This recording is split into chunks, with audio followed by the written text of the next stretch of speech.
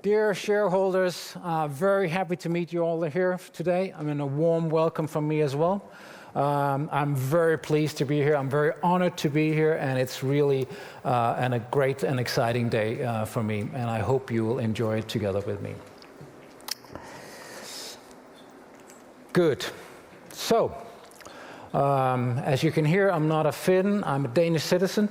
But I've lived in 8 countries across 3 continents, so quite a global perspective, and that is also what Valmet is all about. We're a very global company, and we should stay like that, even though we have a very strong base here in Finland.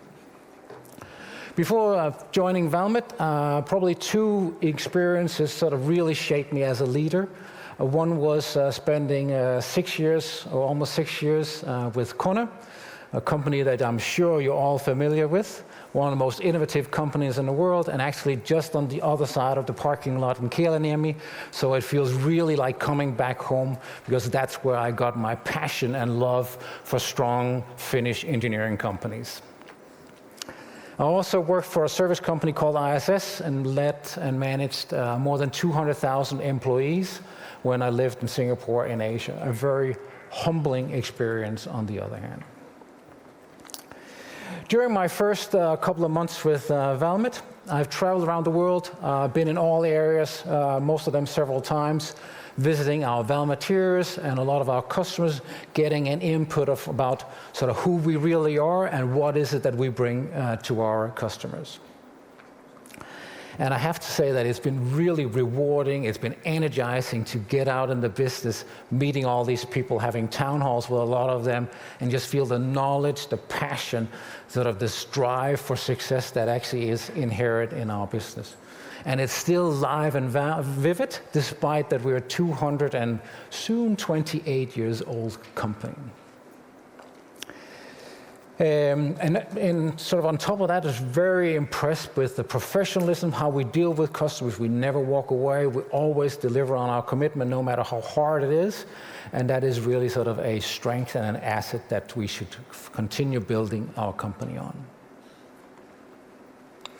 When I travel around having these town halls, for example, one of the questions that often comes up, and you as shareholder might also ask that, is that, so Thomas, tell me, what do you actually stand for as a leader? What's your leadership principles? And for me, there's one very clear answer. My leadership philosophy or principles are really based on 3 things: empowered people, accountability, and psychological safety. That's the fundamentals in terms of leadership that we're going to build this company and further build and enhance this company on. So, on the agenda for today, we're going to talk a bit about who we are. We're going to talk about I think I skipped one, did I? Or not? No, here we are. There we are. Sorry. We're going to talk about 2024. That even though it feels like a long time ago that we closed that, we still should catch up on what was actually the results and the highlights of 2024. We're going to also talk about some of actually Michael already talked about it, some of the real highlights, some of our acquisitions as well. Then we're going to talk about 2025, how we see the world going in, and finally the dividend proposal. There we are, now we're in sync. So, who are we? I'm sure you know a lot about Valmet because most of you have most likely been a shareholder for a very long time, which is great to see, and we really value that loyalty. We have more than 100,000 private investors as shareholders. It's a true strength and testimony to what Valmet really is in Finland. But let's go deeper into it. As I started saying, we're clearly a global company. We're a global technology business. But our business is also driven by our 19,000 people across the globe. We have a very strong face here in Finland. We have more than 6,000 employees here in Finland. But we have production units across the world, and we have customers in more than 100 countries. So this global presence, this strength of being many places in the world, is really a strong foundation for us to continue growing the company.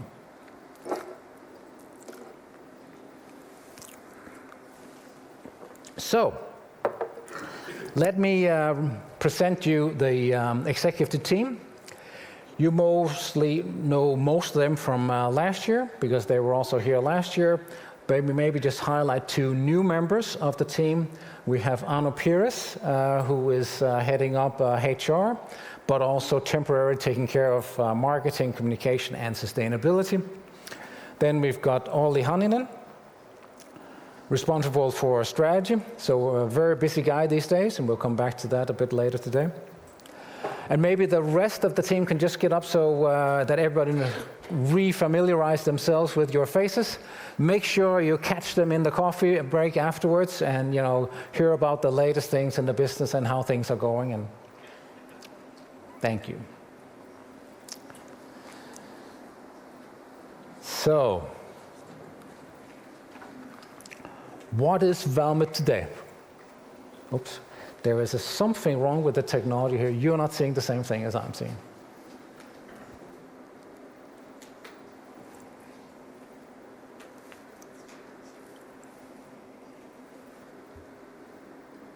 Hope you see now? Okay, good. Sorry about the technology. We're a technology company, but we can also mess the technology up, I guess, once in a while.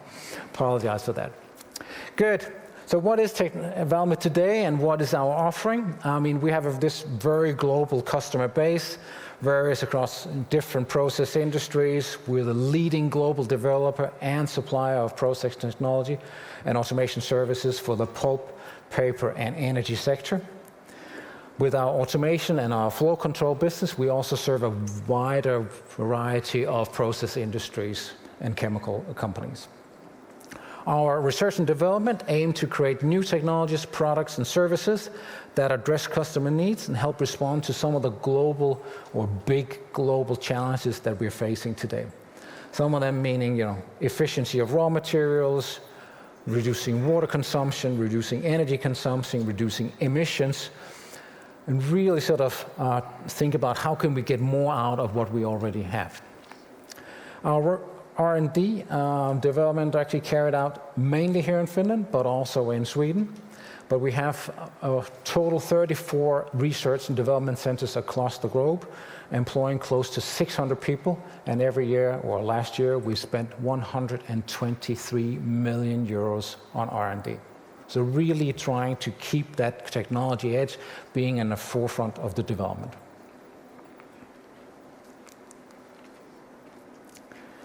So let's go deeper into our business segments.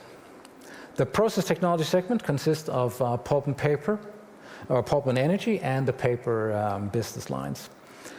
It provides technology solutions to the pulp and paper and packaging industry, but also energy production. On top of that, in the energy space, we do also have biomass conversion and emission control, where we're actually trying to sort of, for example, capture the carbon that comes out of the producing of the energy.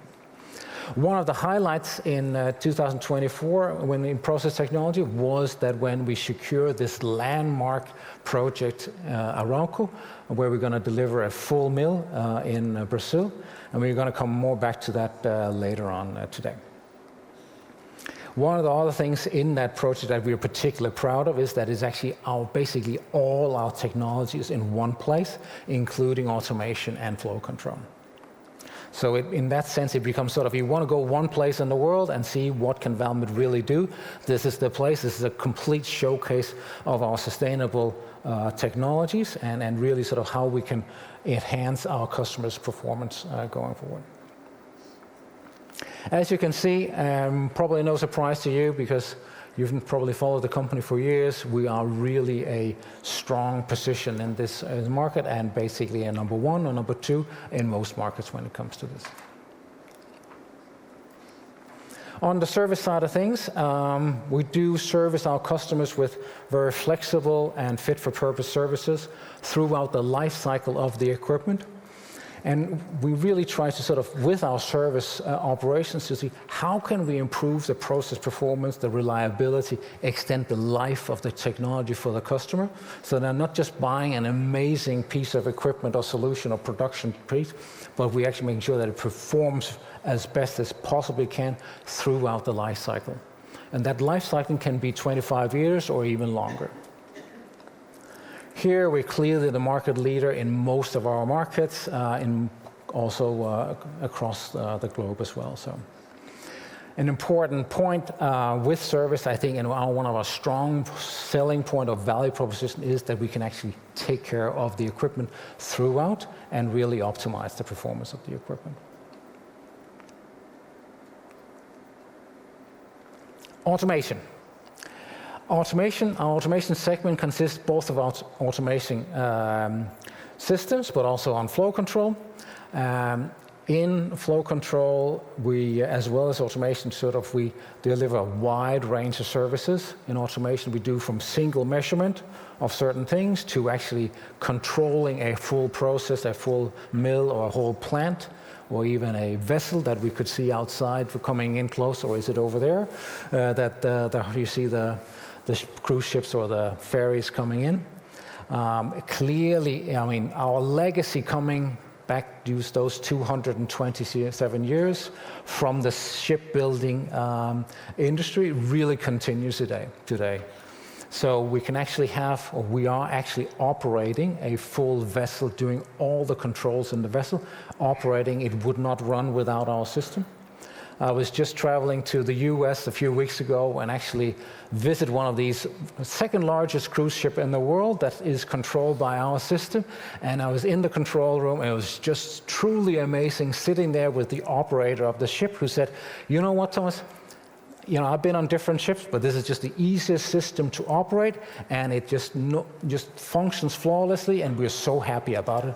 But by the way, if we double click on this one, could that maybe be a single click?" And then he came with a few optimizations. So it was really nice to see how engaged they were in our system, and think that it's just a second largest cruise ship in the world. So it's air conditioning in the room, it's the engines, it's all the energy that's being done, and our system from small little Finland is actually controlling all that. It was stunning and really sort of saying, whoa, this company is just things that, is out of this world. You wouldn't think that. Apart from that, also now that was the marine, a little bit of a smaller niche segment, but really cool. We of course, or not of course, but we actually are number one in the pulp and paper industry. We also have quite some strong businesses in industrial gases. We'll come back to one of the parts there, but that's also a stronghold for our flow control business. But overall, this is a business we really like. I mean, it's a great business. It's where we are in the mission-critical part of a customer's operation. It's a small part from a cost perspective compared to the whole big investment that they make, but it's just such a critical part, and we really are doing a stunning job there.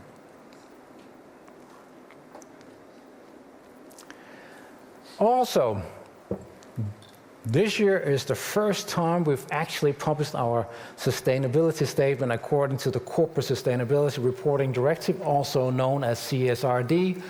I don't think you can open a newspaper or anything in today's world last couple of months without having sort of hit that CSRD somewhere in the headlines.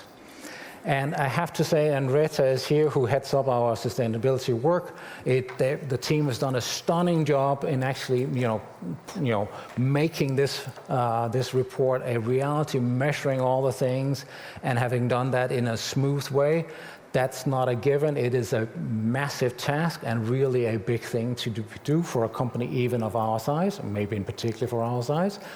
And the team's done a very, very good job. You as shareholders can also be proud of how we are pushing the envelope on that dimension.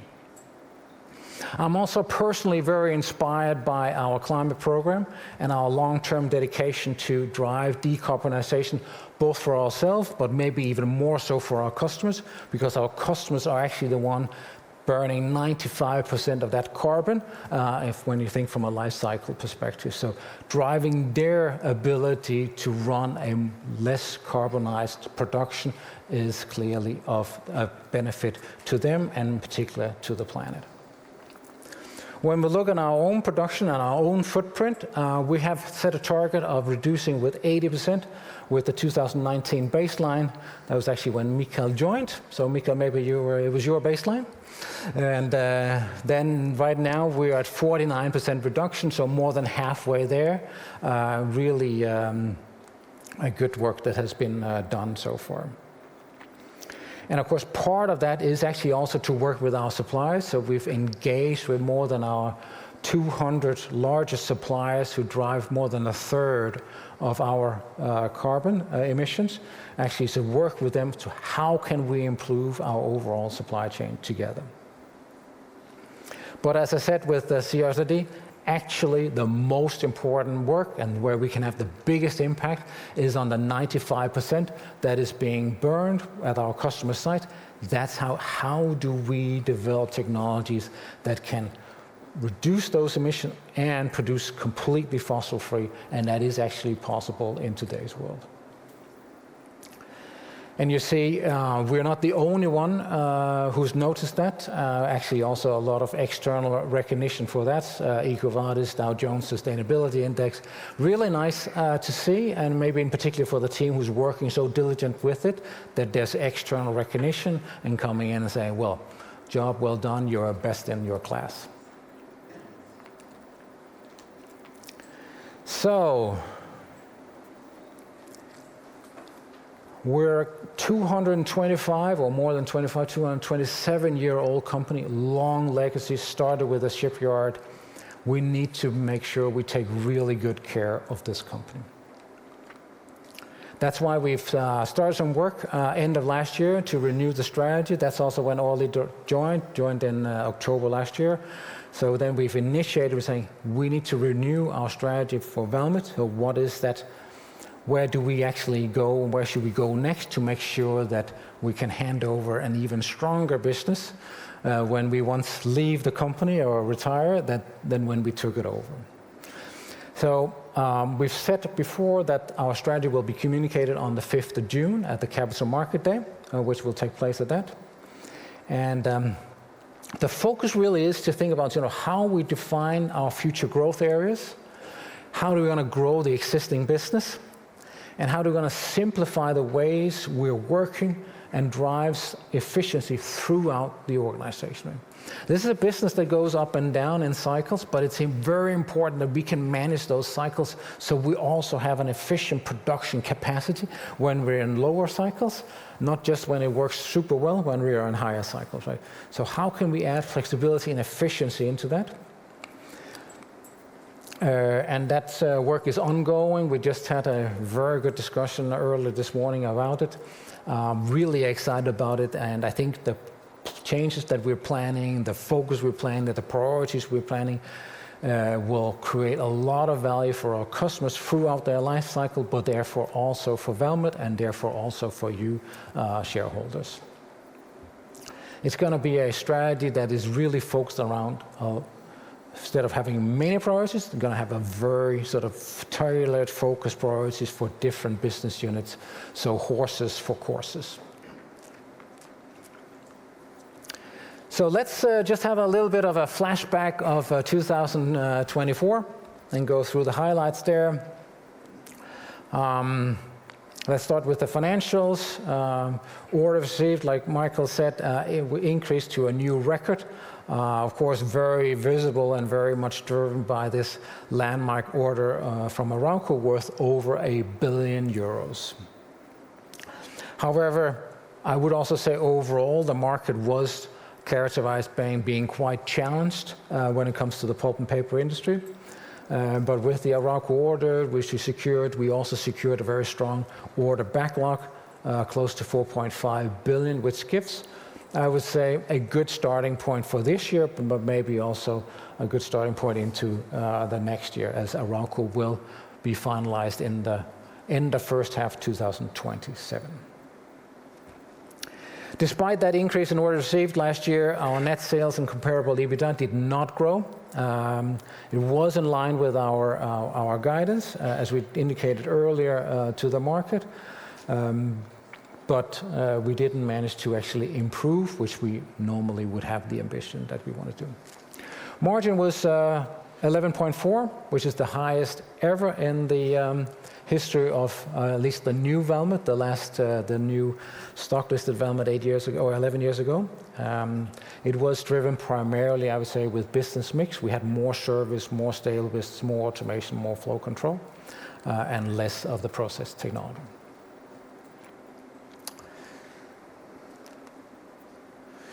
In terms of sales, also fairly even split, follows very much the orders, of course, so not so much to say about that. However, good to see that the automation business is also growing. However, the big difference really comes when you then start to look at the EBITDA. Then it's not an even split anymore. Process technology clearly has the lower margin, and that's also why you see that service and automation deliver clearly the majority of the EBITDA. But it is important to remember that the service part is an important profit driver, and without the capital business, without the process technology business, we need that to fuel the install base, which fuels future service business. So you cannot just sort of really choose, can I only do the good part or not the bad part? Let's try to make the bad part a better part, but then also making sure that we really service our customers throughout the life cycle of these potentially 25 years.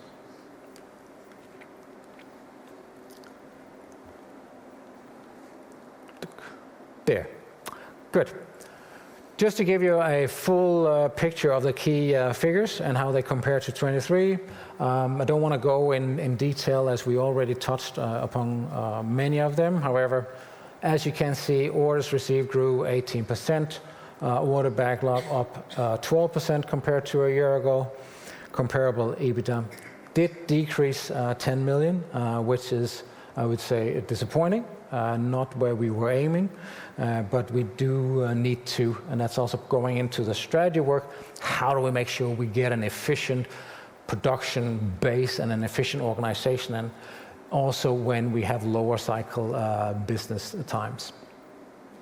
Adjusted EPS and EPS both decreased, of course, because of slightly lower profit, but mainly because of higher interest and financial expenses. Therefore, that behind the increase.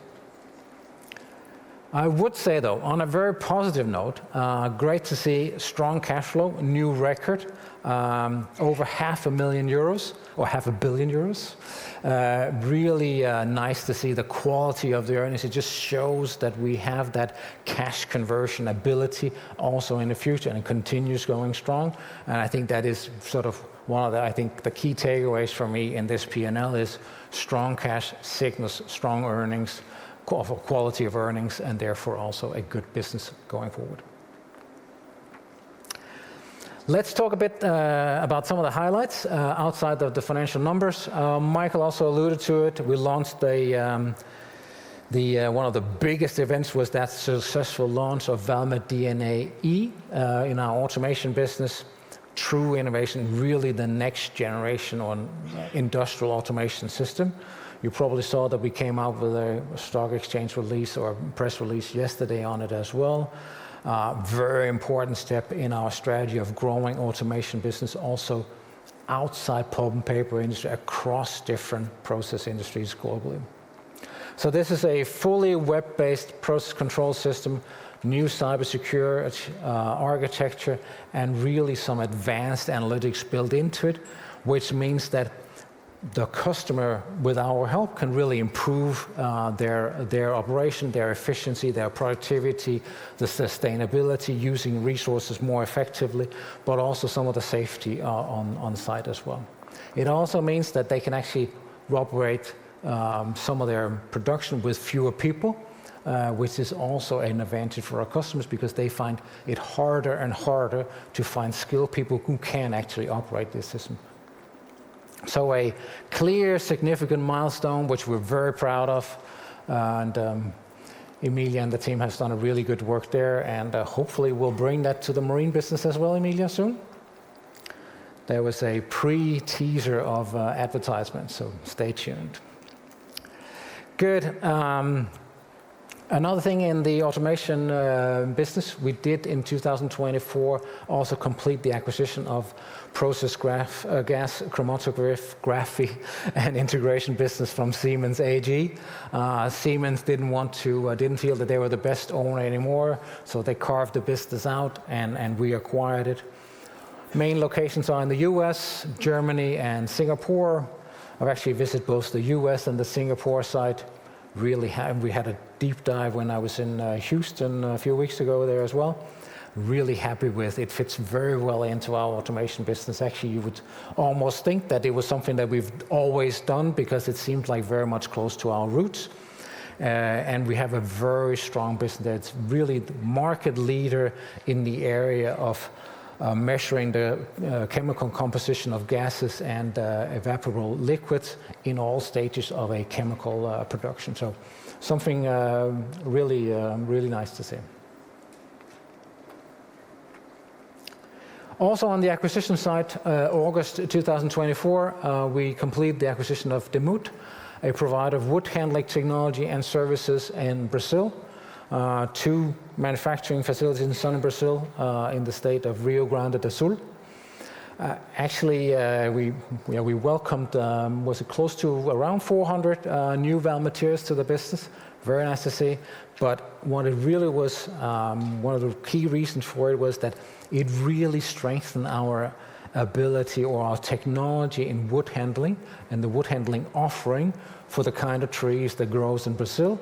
And that then led to the next milestone, which we already talked a little bit about today, is the winning of the Arauco deal in Brazil. Because with that Demut technology, that clearly strengthened our value proposition and therefore help us win the Arauco project. This was secured in late October. We're supplying the world's largest single-phase pulp mill with over €1 billion of Valmet technology in it. It produces 3.5 million tons of pulp every year. It has the full scope in terms of what we can do. As I talked about, we have the automation business, DNA-E, which we just launched, as you know. It has the flow control. It has everything that we have to offer. It is really a piece of art, and we are looking so much forward to see it live and see it push the button and see the production coming out. It'll be built in the state of Mato Grosso do Sul in Brazil. We expect that it is estimated to start in the second half of 2027.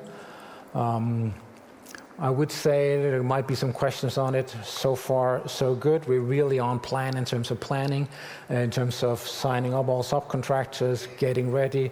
There's the first cornerstone being put in the ground on April 9th, so not very many days from now. I would also say from a personal perspective, it was just truly amazing to be on the ground in Chile, in Santiago de Chile, with the team there, when they were sort of supporting them and experiencing them winning probably one of the top, I don't know, it's maybe not the biggest, but one of the really largest orders a Finnish company has ever received. It was just truly amazing. See the energy, the passion, the joy of coming out on the winning side of that equation. So really good work from the team in Brazil. Very happy with them. They've done a really good job, and I'm very confident with how they are managing the process so far. Good. Then our guidance for 25, how's that going to look like? We do estimate the net sales in 2025 will remain flat compared to last year at 24. Same actually applies for comparable EBITDA. So a little bit of maybe a nice, good, boring year, if what the guidance is saying. So it is, that's where we are at the currently. Then to the dividend, and the last part of end of my presentation. So As you've seen, and you would know, that we have a dividend policy of paying out at least 50% of net profit. The board of directors proposed to the annual general meeting that €1.35 will be paid out per share, which represent a payout ratio of 89%. That payout ratio is actually, even though the actual amount is the same, it is actually higher than last year, where it was 70% that we paid out. So we increased the payout ratio from 70 to 89%. The dividend is supposed to be paid out in 2 installments, one in April and one in October.